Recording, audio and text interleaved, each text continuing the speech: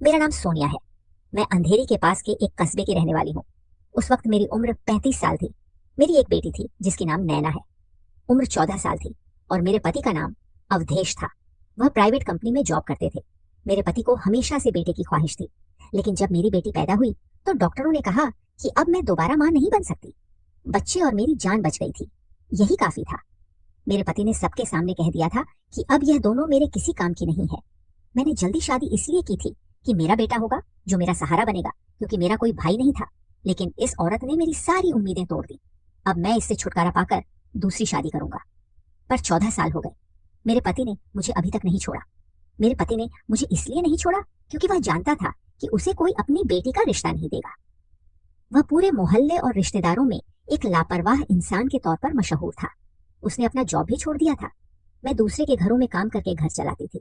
कभी कभी वो कहीं से थोड़े बहुत पैसे ले आता था, लेकिन उसकी कोई पक्की कमाई नहीं थी।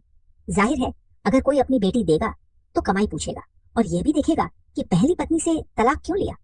मेरी बेटी नैना अब मेरे कद जितनी हो गई थी। वो बहुत खूबसूरत, दुबलितली और गोरी थी। वो हमारे खानदान की पहली लड़की थी जिसका रंग इतना गोरा था। लेकिन मेरी बेटी बहुत मासूम थी, क्योंकि मैंने उसे हमेशा अपने सीने से लगा कर रखा था, सोचकर कि मेरी एक ही बेटी है और दोबारा कोई बच्चा नहीं हो सकता। अगर उसे कुछ हो गया तो मैं बेऔलाद हो जाऊंगी। इसलिए मैंने उसे जरूरत से ज्यादा हिफाजत से पाला था। इसका नतीजा ये हुआ कि वह जरूरत से ज्यादा मासूम हो गई थी। उसे किसी बात का पता नहीं था। मैं उसे लड़कियों के साथ खेलने भी नहीं भेजती थी, इसलिए उसकी किसी से दोस्ती नहीं हुई और उसने मोहल्ले की लड़कियों के साथ ज्यादा वक्त नहीं गुजारा। मैं उसे शादियों में भी नहीं ले जाती थी। हम गरीबों का और कौन सा आना जाना होता है।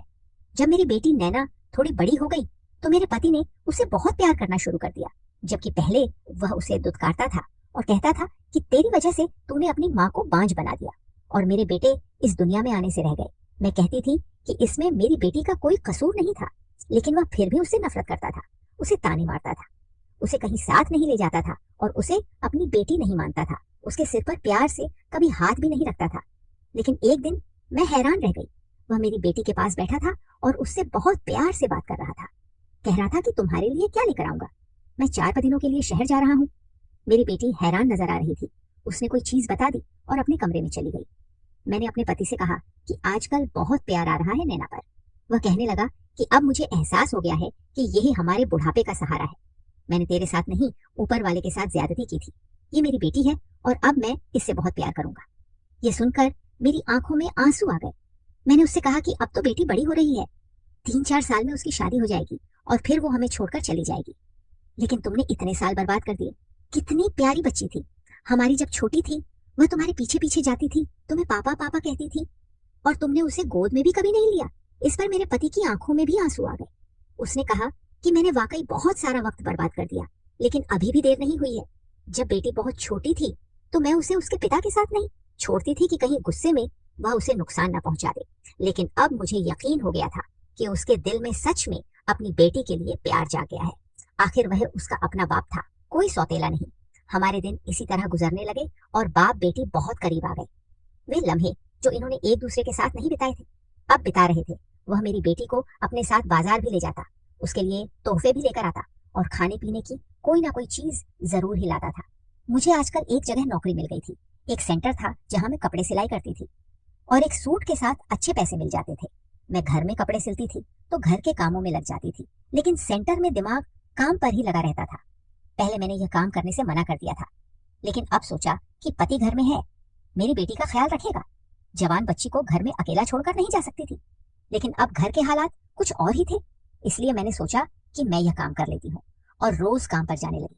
शाम को जब वापस आती तो मेरी बेटी मुझे रोज खुशी खुशी बताती थी कि आज पापा ने यह चीज ला कर दी, आज वह मेरे लिए सूट लेकर आए और आज हम सैर करने गए थे। लेकिन कुछ दिनों से मेरी बेटी मुझे यह सब बातें नहीं बता रही थी, बल्कि कहीं खोई हुई थी।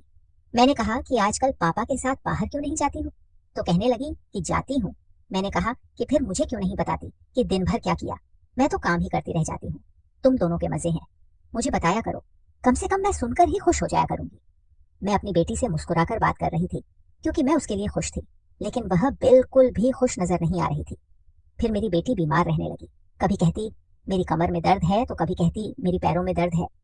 मुझे समझ नहीं आ रहा था कि उसके साथ क्या हो रहा है। हमारे गांव में एक डॉक्टर थी, उससे बात की तो उसने कहा कि बच्ची जवान हो रही है, इसीलिए यह सब होता है। तुम ज्यादा फिक्र मत करो, दर्द की गोली दे दिया करो और दूध दिया करो, ठीक हो जाएगी। मैंने कहा ठीक है, और उस बात पर ज्यादा ध्यान नहीं दिया। अजीब बात यह थी कि आजकल मेरा पति वैसे तो खुश था, उसका मूड भी अच्छा था, काफी दिनों से उसने मेरे साथ झगड़ा भी नहीं किया था और घर में पैसे भी ला रहा था, लेकिन मुझसे दूर दूर भाग रहा था। हमारी कौन सी अभी इतनी उम्र हो गई थी? अगर वह इतना ही खुश था तो थोड़ी सी मोहब्बत मेरे साथ भी बांट सकता था। सारी जिंदगी तो मेरे साथ लड़ता ही रहा था, लेकिन अब मुझसे ऐसे दूर भाग रहा था जैसे मैं उसके लिए कोई गैर हूं। मैं उस बात पर थोड़ी हैरान थी, लेकिन मेरे इतने काम थे कि मेरे पास कुछ और सोचने और करने के लिए वक्त ही नहीं था। एक दिन मैंने अपने पति से कहा कि हमें अपनी बेटी के लिए कोई रिश्ता देखना चाहिए। उसने कहा, अभी से? मैंने कहा, रिश्ता होते हुए भी 1-2 साल लग ही जाएंगे, और शादी भी तो जवानी में ही होनी चाहिए। अभी तक हम लोग भी जवान हैं, और देखो भगवान की कृपा से हमारी बच्ची भी जवान हो गई है। हमने कौन सा ऐसे नौकरी करवानी है? जब कुछ नहीं करवाना तो शादी करवा देते हैं। मेरे पति ने कहा, नहीं अभी तो नहीं, अभी तो यह बहुत छोटी है, मैं इसकी शादी 22 साल की उम्र तक ही करूंगा। जब तक यह 22 साल की नहीं हो जाती मैं इसकी शादी नहीं करूंगा। मैंने कहा, 22 साल तो बहुत ज्यादा है, 20 साल सही है। तो उसने कहा, नहीं, जब तक लड़की समझदार ना हो जाए उसकी शादी नहीं करनी चाहिए, इससे पहले उसकी शादी करना जुर्म होता है। मैंने कहा, काश मेरे बारे में भी कोई ऐसा सोच लेता। तुमने तो मुझ पर 17 साल की उम्र से ही जुल्म करना शुरू कर दिया था। उसने कहा, हम तो अनपढ़ जाहिल लोग थे, हमें किसी बात का पता नहीं था, कोई मशवरा देने वाला नहीं था। हमारे माँ बाप भी हमारी तरह ही थे, लेकिन अब हमने दुनिया देख ली है, तो अब हम भी ऐसा फैसला नहीं करेंगे, और फिर हमारी एक ही तो बेटी है। मेरे पति ने यह बात बड़े प्यार से की थी, वरना सारी जिंदगी इस बात को उसने मेरे लिए ताना ही बनाया था कि एक ही बेटी पैदा कर पाए, उसके बाद बंद हो गई। क्या करूं मैं इसका? ये कोई मेरी नस्ल थोड़ी बढ़ाएगी, ये तो मेरा खर्चा करवाकर अपने घर चली जाएगी।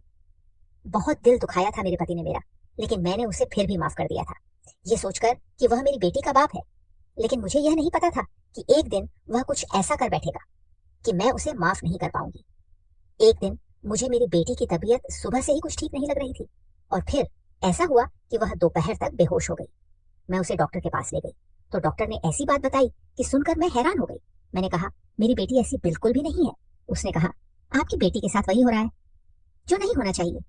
मैं अपनी बेटी को घर लेकर आई और फिर उसके मुंह पर थप्पड़ मारकर पूछा, तूने किसी के साथ कोई चक्कर तो नहीं चलाया? वह मेरे पैरों में गिरकर रोने लगी। मैंने ऐसा कुछ भी नहीं किया। फिर उसने मुझे ऐसी बात बताई कि मुझे लगा जैसे आसमान मेरे सिर पर गिर गया हो, मेरे पैरों के नीचे से जमीन ही ना हो, और दुनिया के सारे पत्थर मुझे लग रहे हैं।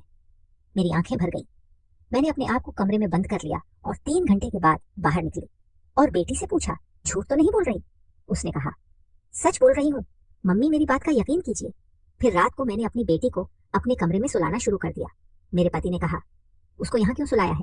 इसका तो अपना कमरा है। मैंने कहा, अब से यहीं सोया करेगी? उसने कहा, फिर मैं कहाँ जाऊं? तो मैंने उससे कहा, तुम्हारी जहां मर्जी वहां चले जाओ। मेरे पति ने कहा, तुझे क्या हो गया है? तूने अपना मुंह क्यों बना रखा है? मैंने कहा, मैंने मुंह नहीं बनाया, मैं अपनी बेटी को गले से लगाकर ही सोई हूँ, और अभी भी मेरी आंखों से आंसू निकल रहे थे। अगले दिन से मैंने काम पर जाना भी छोड़ दिया और फिर से घर में ही कपड़े सीने लगी। मेरे पति ने कहा, काम पर क्यों नहीं जा रही? तो मैंने कहा, काम छोड़ दिया। मेरी इस बात पर वो बहुत हैरान हो गया। उसने कहा, इतना अच्छा काम तुमने क्यों छोड़ दिया? मैंने कहा, हाँ मैंने छोड़ दिया, और वैसे भी तुम्हें क्या फर्क पड़ता है, मेरा दिल नहीं किया करने का, तो मैंने छोड़ दिया। दिन इसी तरह गुजरने लगे और मेरी बेटी की तबीयत ठीक होने लगी। मैं घर में काम करती थी, इसलिए मुझे बहुत नुकसान हो रहा था। हमारे घर के हालात फिर से खराब हो गए। मेरे पति ने सामान लाना फिर से छोड़ दिया। अब मैं उसकी बेटी को कहीं बाहर नहीं जाने देती थी। एक रात मैं सुकून से सो रही थी। मैंने खाना बनाकर पहले ही किचन में रख दिया था। मेरी बेटी ने मुझे जगाया और कहा, माँ भूख लगी है। मैं बोली, आकर खाना खा लो। मेरा पति भी बाहर बैठा था। हम लोगों ने मिलकर खाना खाया और उसके बाद मुझे होश ही नहीं रहा कि मैं कहाँ हूँ। आधी रात को मेरी आंख खुली तो यह देखकर कदमों तले से जमीन निकल गई कि मेरी बेटी नैना तो मेरे पास नहीं थी। मैं फौरन उठी और बाथरूम की तरफ गई कि शायद वह बाथरूम में होगी, लेकिन वहां भी नहीं थी। इसके बाद मैंने ऐसा मंजर देखा कि मेरे कदमों के नीचे से जमीन निकल गई। मेरी बेटी अपने कमरे में सो रही थी और मेरा पति चारपाई पर बैठा था। मैं उसे कुछ पल देखती रही। उसने कहा, क्यों पागलों की तरह घूर के देख रही है? फिर उसने कहा, जाकर सो जा, चल और यहाँ से जा। उसने खाने में नींद की दवाई मिलाई थी, वरना मुझे कभी भी ऐसी बेहोशी वाली नींद नहीं आती थी। मुझे पता ही नहीं चला कि मेरी बेटी कब उठ कर गई। सुबह मेरी बेटी को बुखार था और उसे होश ही नहीं आ रहा था। मैं बहुत ज्यादा परेशान थी। एक मोहल्लेदार औरत को उसके पास बैठाया और दिल में एक फैसला कर लिया। मैं मोहल्ले में गई और किराने की दुकान से फावड़ा ले आई। रात को पूरे मोहल्ले की बिजली खराब थी, लेकिन सर्दियां थी, इसलिए सब लोग सुकून से सो रहे थे। हर तरफ सन्नाटा पसरा हुआ था, बहुत खामोशी छाई हुई थी। सुबह हुई तो मेरी आंख जल्दी ही खुल गई थी और मैं अपने काम में व्यस्त थी, लेकिन अचानक दरवाजे की कुंडी बजी। बजाने वाले का अंदाज ऐसा लगता था जैसे वह कोई पुलिस वाला हो या फिर कोई डाकू। बहुत ही बुरी तरह से कुंडी बजा रहा था। मैं घबरा गई और मैंने फैसला कर लिया कि मैं दरवाजा नहीं खोलूंगी। मेरी बेटी भी उठ गई और उसने कहा, माँ, क्या हो रहा है और आप क्या कर रही हैं? आंगन क्यों खुदा हुआ है और पापा कहाँ हैं? मैंने कहा, उस आदमी को पापा कहने की जरूरत नहीं। मेरी बेटी ने मुझे देखा तो उसके मुंह से चीखें निकल गई। उसने कहा, आपके कपड़ों पर यह क्या लगा हुआ है? मैंने कहा, पागल, ये तो बाथरूम में गिर गई थी ना, इसलिए कई जगह चोटें लग गई हैं और यही वजह है कि मेरे कपड़ों पर यह सब लग गया है। तुम घबराओ नहीं, मैं तेरी माँ हूं ना, मैंने सब कुछ ठीक कर दिया है। लेकिन बाहर बार बार कुंडी बज रही थी। उसने कहा, दरवाजे पर कौन है और ये हमारे घर का दरवाजा क्यों तोड़ रहे हैं? मैंने कहा, अपना सामान उठा और बगल वाली आंटी के घर चली जा, वहां पर ही रहना जब तक कि मैं तुझे लेने के लिए नहीं आती। मैं बहुत घबरा गई और मैंने उसका थोड़ा बहुत सामान पैक कर दिया और बगल वाली के घर भेज दिया। वह मेरी बहुत अच्छी सहेली थी। मैंने अपनी सारी सेविंग्स और जमा के हुए पैसे उसे दे दिए। मैंने उससे कहा, जब तक मेरी बेटी तुम्हारे पास है उसका बहुत ख्याल रखना, जरूरत पड़ने पर उसे कुछ दिनों के लिए दूर भेज देना और उसे यहाँ से लेकर चली जाओ। तुम हमेशा कहती थी कि तुम्हें मेरी बेटी अपने बेटे के लिए बहुत पसंद है, तो उसे अपनी बहू बना लेना और हमेशा अपने पास रखना। मेरी सहेली को सब कुछ पता था कि मैंने क्या किया है। वह सच्ची सहेली होने के नाते मुझसे यह वादा करके गई कि वह मेरी बेटी का बहुत अच्छे से ध्यान रखेगी, अपनी औलाद से भी ज्यादा। अब मेरी बेटी उसके हवाले थी और मेरे पास खोने के लिए कुछ भी नहीं बचा था। मैं घर में बिल्कुल अकेली थी। लोग बार बार कह रहे थे, बहन दरवाजा खोलो, नहीं तो हम दरवाजा तोड़ देंगे। जब मैंने दरवाजा नहीं खोला तो उन्होंने दरवाजा तोड़ने की तैयारी कर ली। मैं डरी हुई थी, लेकिन जिसका डर था वो तो पहले ही हो चुका था। मैंने अपने आंसू पोंछ लिए। कुछ देर बाद दरवाजा टूट गया। पुलिस वाले और कुछ गांव वाले अंदर आ गए और सामने का मंजर देखकर हैरान रह गए। जब उन्होंने आंगन खुदा हुआ देखा और वहां की मिट्टी को गीला पाया तो वे सब माजरा समझ गए। फिर पुलिस ने गड्ढे से मिट्टी हटाई तो वहां पर मौजूद सब लोगों की आंखें फटी रह गई। मैं बिल्कुल ऐसे खड़ी थी जैसे कुछ हुआ ही ना हो। वे मुझे हैरानी से देख रहे थे। लेडी कांस्टेबल ने मुझे पकड़ लिया और मैंने कहा, मुझे कोई अफसोस नहीं है, पूरे मोहल्ले में ये बात फैल गई थी। उन्होंने पूछा, बेटी कहाँ है? मैंने कहा, वह किसी के साथ भाग गई है। मुझे नहीं पता कि वह कहाँ है। मैंने झूठ बोल दिया था। जाहिर सी बात है, मैं नहीं चाहती थी कि वे मेरी बेटी से सवाल जवाब करें और उसे भी पता चले कि मैंने क्या किया है। सबसे बड़ा सवाल यह था कि मेरा पति कहाँ था। वह वही था जहां उसे होना चाहिए था, क्योंकि जो उसने किया था उसके बाद उसकी वही जगह थी। पुलिस मुझे लेकर वहां से चली गई। हर इंसान मुझे ऐसे देख रहा था जैसे मैं इस दुनिया की ही नहीं हूँ, जैसे मैंने कोई ऐसा काम कर दिया है जो किसी से उम्मीद नहीं की जा सकती। लेकिन उस मुकाम तक पहुंचाने वाला भी मेरा ही पति था। कोई मेरे करीब नहीं आ रहा था। सब मुझसे ऐसे डर रहे थे जैसे मैं इंसान नहीं, कोई डायन हूँ, क्योंकि हरकत ही मैंने कुछ ऐसी की थी। पड़ोस की दुकान वाले से भी पूछताछ हो रही थी। उसने कहा, इसने तो मुझसे कहा था कि मुझे बड़ा सख्त कपड़ा चाहिए, मेरे घर में कुछ काम चल रहा है। मुझे क्या पता था कि यह औरत ऐसा करेगी। मोहल्ले वाले भी कह रहे थे, ये तो बड़ी अच्छी औरत है, सारे मोहल्ले के कपड़े सिलती थी, अच्छी भली थी, किसी से ना कोई लड़ाई ना झगड़ा, इसका तो ऐसा कोई मसला ही नहीं था। पता नहीं उसे क्या हो गया और इसकी बेटी भी कहाँ है, हमें यह भी नहीं पता चला। मेरी सहेली ने बयान दिया कि मैं उसकी दोस्त हूँ। मुझे नहीं पता यह सब कैसे हुआ। उसने मेरी बेटी को कहीं पहुंचा दिया था और यह उसका बहुत बड़ा एहसान था मुझ पर।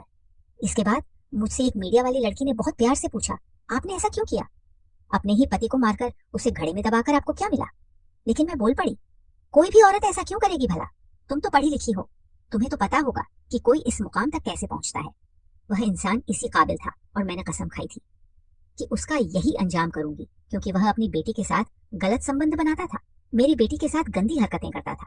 मुझे लगा उसकी मोहब्बत जाग गई है, लेकिन उसकी मोहब्बत नहीं जागी थी, उसके अंदर की हैवानियत जाग गई थी। इसलिए मैंने उसे मारकर बिल्कुल ठीक किया। जब यह बात सामने आई तो लोग भी यही कहने लगे कि मैंने बिल्कुल ठीक किया है। इस समाज को भी तो पता चले कि किसका साथ देना है। अब सारे लोग मेरे साथ थे। उनका कहना था कि तुमने बहुत अच्छा किया, इसे सबके लिए सबक बना दिया। अब सब सोच रहे थे कि आखिर वह किस किस्म का बाप था। वह सौतेला नहीं था, सगा बाप था, फिर भी वह इस मुकाम तक कैसे पहुंच गया। मुझ पर मुकदमा भी चला और सजा भुगतने के बाद मुझे कुछ सालों के बाद ही छोड़ दिया गया। जब वापस आई तो मेरी बेटी अपनी शादीशुदा जिंदगी में बहुत खुश थी और उसका एक प्यारा सा बेटा भी था। मैंने उससे कहा, उसकी बहुत अच्छी परवरिश करना। मेरी बेटी मुझसे गले लगकर फूट फूट कर रो रही थी। क्योंकि उसे अखबार के जरिए सब कुछ पता चल गया था। दोस्तों, ये थी हमारी आज की छोटी सी कहानी। अगर आपको ये कहानी पसंद आई हो तो इसे लाइक करें और अपने दोस्तों के साथ शेयर करें। आगे भी ऐसी ही रोमांचक कहानियों के लिए हमारे चैनल को सब्सक्राइब जरूर करें। धन्यवाद।